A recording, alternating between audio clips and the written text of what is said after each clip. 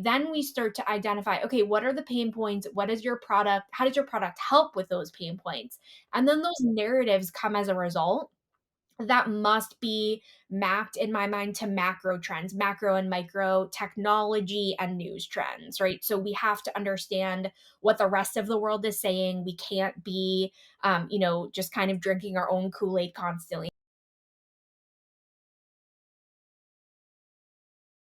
Welcome to Agents of Change, a podcast about the future of B2B marketing, featuring insights from executives at top agencies.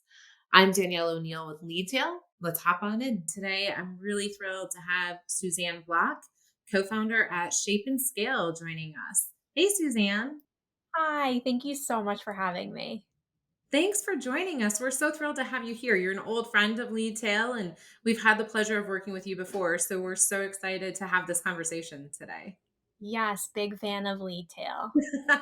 And big ditto on that. So, Suzanne, you're doing something new that we're really excited that we want to talk about, Shape and Scale. And so, tell us a little bit about Shape and Scale and where did that name come from? Yeah, happy to. So, I've spent my entire career, so the last 13, 14 years in agency life, all on the B2B technology side of things. And it was a great run in agency life. I learned everything that I felt like I needed to know to start my own consultancy. So I started a consultancy called Shape and Scale with a fellow digital marketer at my past agency called Merit Group. And the company is called Shape and Scale. So essentially, Pasha Irashad, who is my co-founder, business partner, he is honestly the brains behind the operation, if I'm being honest. He does everything digital marketing, marketing technology, infrastructure. He really focuses on sales enablement and helping create demand generation.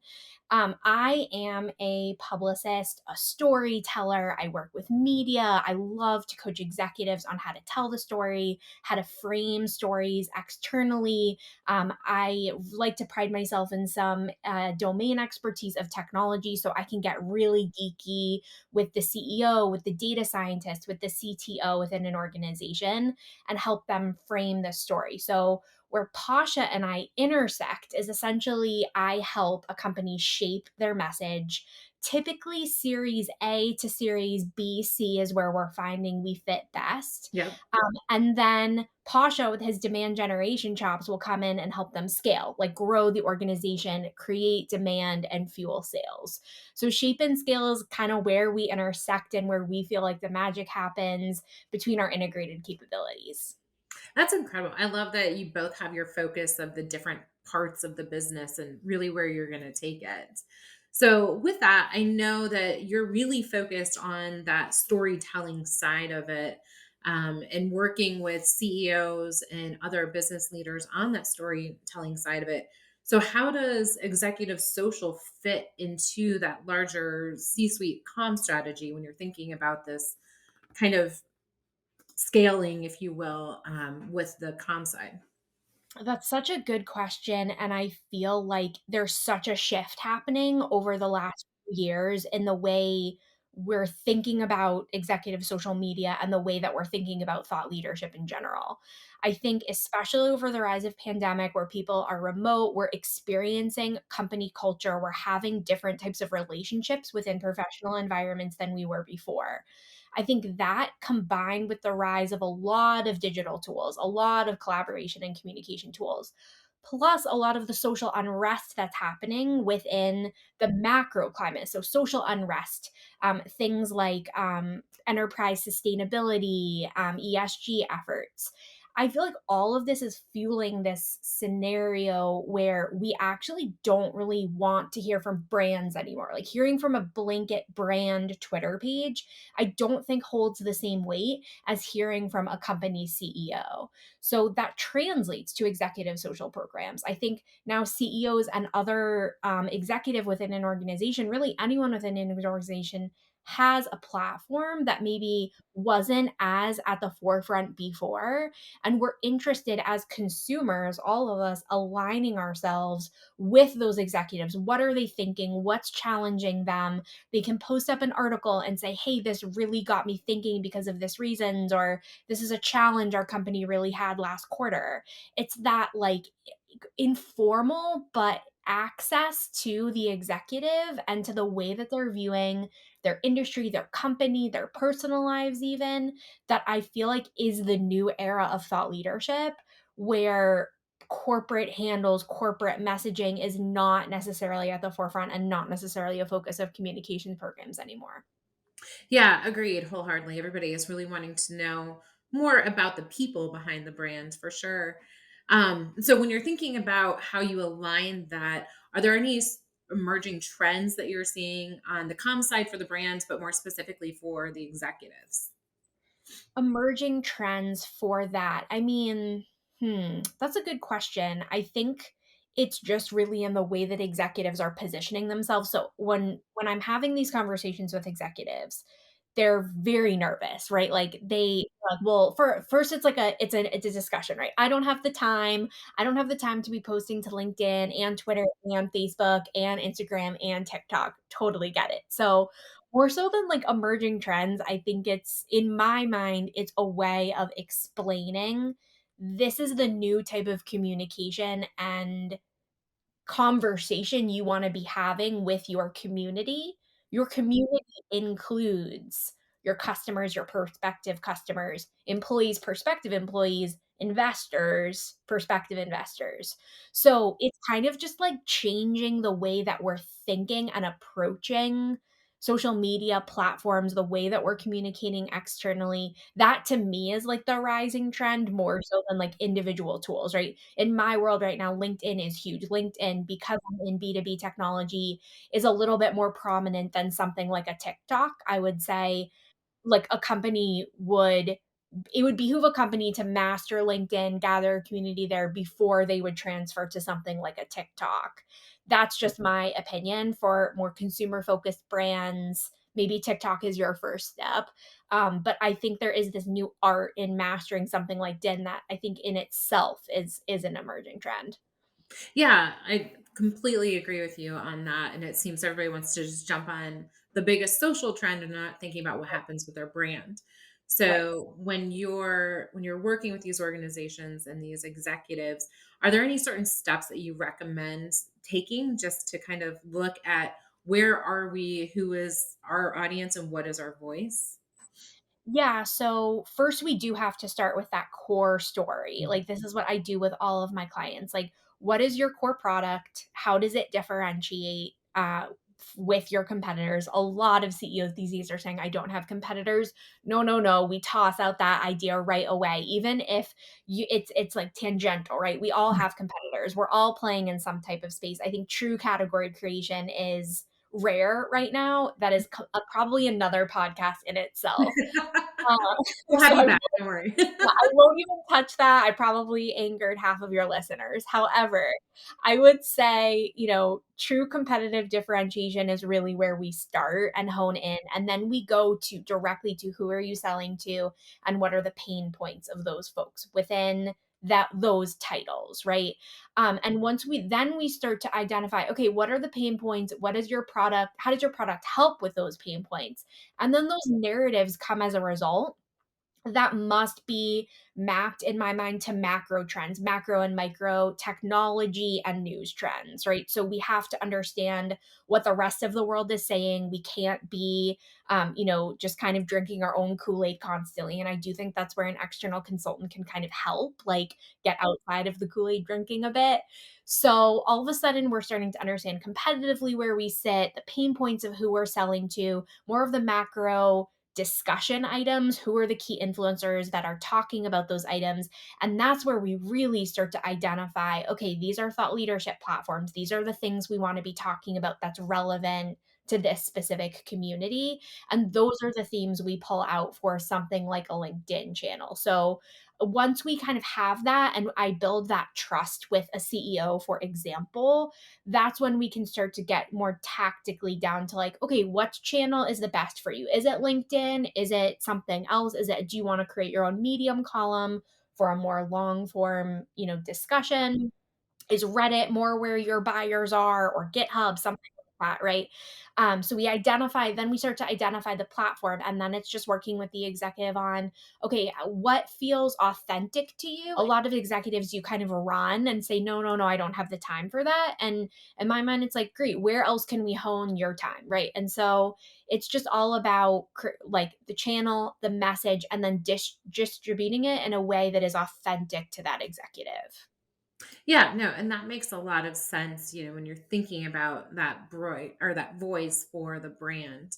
Um, so when we're thinking about the different channels and the different technology behind each, where do you think marketers should really start paying attention in the next 18 months? What do you see coming down the pike that we need to be aware of and start thinking about not only for our brands, but our executives as well?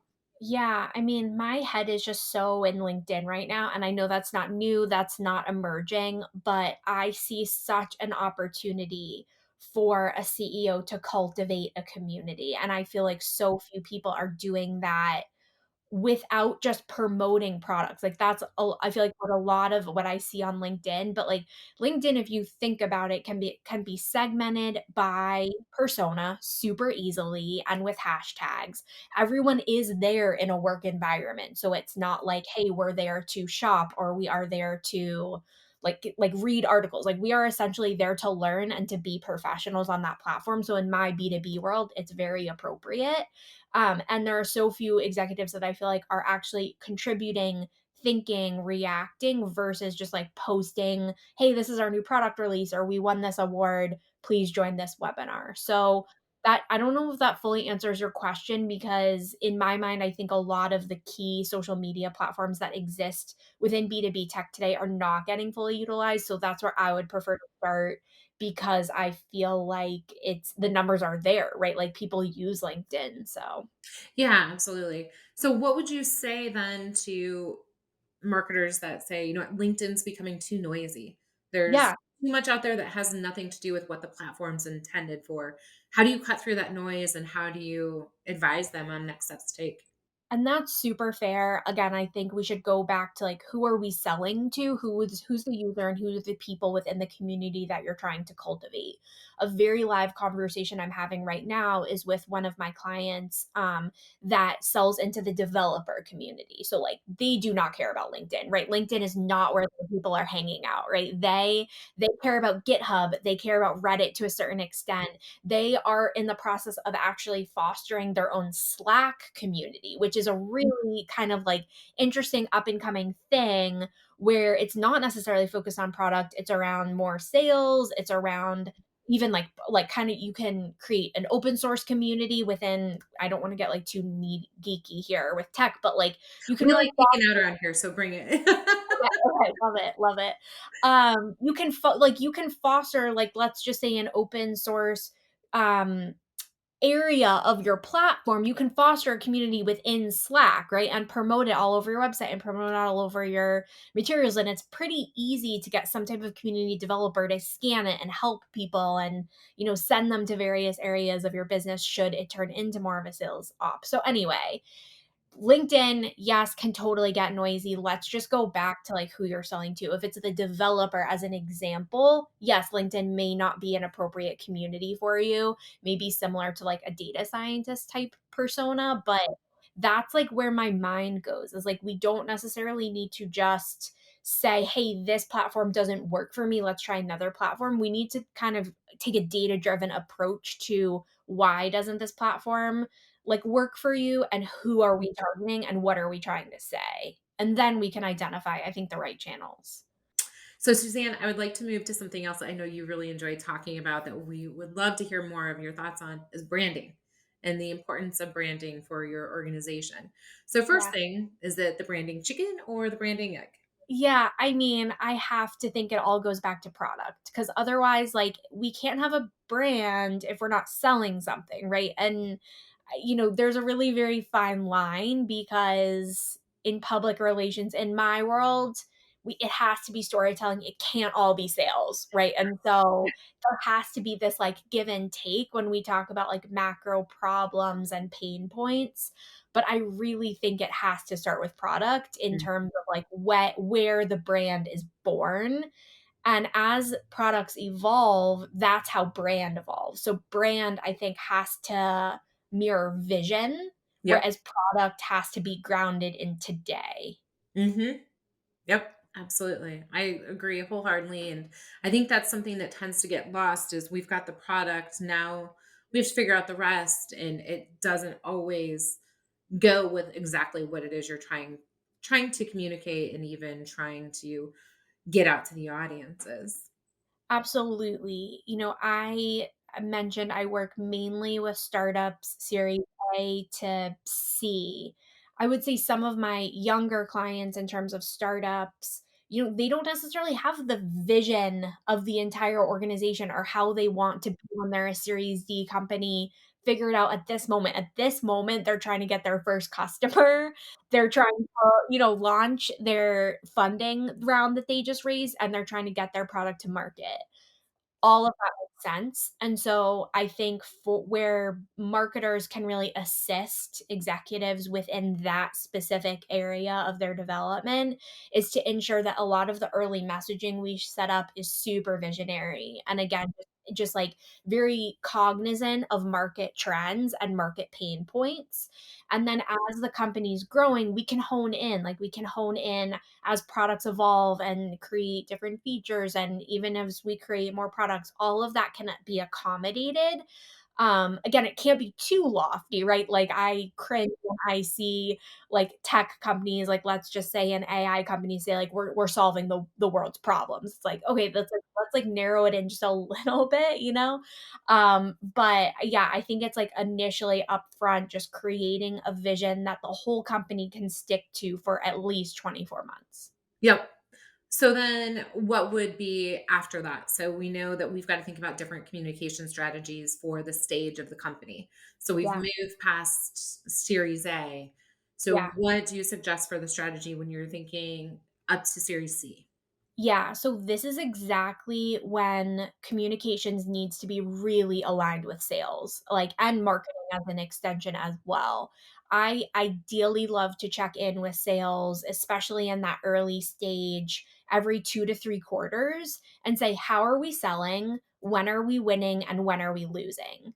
And understanding that process, understanding exactly what about the product is creating like moving forward the sales funnel, right?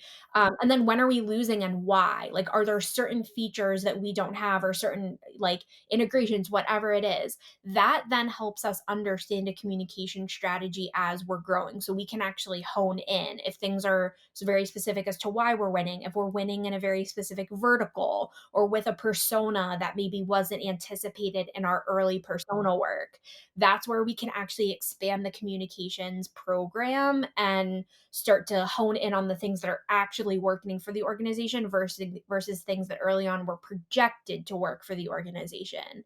So that's one thing that I feel like is just a checkbox. I always love to keep close with the CEO too. I really would like to be meeting with the CEO quarterly, if not more often, to get his pulse on like what types of conversations he's having about the macro climate that his company fits into. And all of these things kind of need to come together and hone. And then, of course, what's working for marketing outside of communications, all of those things then come together to create a communication strategy. I almost feel like it's just putting those puzzle pieces together, like combined with a little bit of my domain expertise. But like, I think all of those pieces will really tell us where the communication strategy needs to go. Are there things we need to just stop? They're not working. They're not getting the attention we need. Do we need to drive more interest in this specific vertical? Like, whatever it is, it will kind of tell us where the communication strategy goes. So, like, in an ideal world, a communications program should be highlighting the rest of the organization, what things are going well, versus like communications. operating in a silo where we're telling stories that are not even relevant to the Yeah. organization at large. So how often would you meet then with the product marketing team? And even as you mentioned, you like to align with sales. How often do you have those conversations to help craft what that messaging can be? As we all know, messaging changes over time. So what do you do to make sure you're Absolutely. staying on top of that? Yeah, that's a great question. So sales, I would say, again, depending on the stage of the organization, like especially where enterprise sales have a much longer, lead time, where maybe their data for me isn't changing super often. Like sales would be great every quarter to 2 quarters, I would say. Product marketing, I would love to be pretty aligned with. In an ideal world, I would know their product roadmap for the next 12 to 18 months.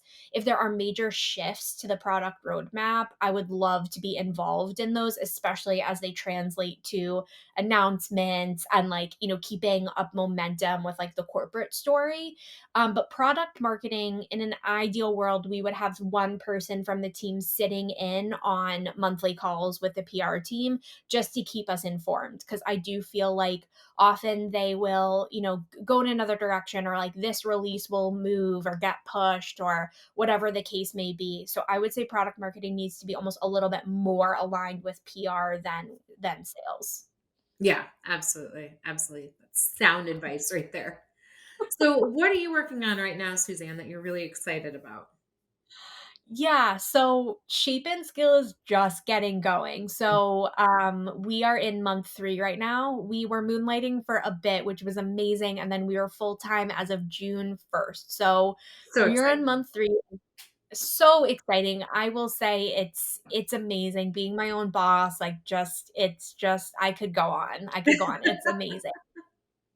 We've been very, very fortunate. We don't even have a website up so hopefully by the time this podcast goes out, we will have a website up that I could direct folks to. But we are so fortunate in that Pasha, my business partner, and mine's network is so strong, that we've had a lot of like referrals and people just inquiring with us and being like, this is so cool what you've started. Can we work with you? So, or how do we work with you? Yeah. So we have, I think at this point, 7 or 8 clients. So building this business is fantastic for me, and just a huge delight, and just very, very energizing. Thank you again, Suzanne, for coming today. We're so excited to see where Shape and Scale goes and can't wait to watch the growth of the company. Thank you so much. It's been a pleasure. I'm a massive fan of Lead Tail. Very excited you guys are getting into the podcast space. So I am a listener, and it's been a pleasure to be on today. Thank you. Thanks, Suzanne.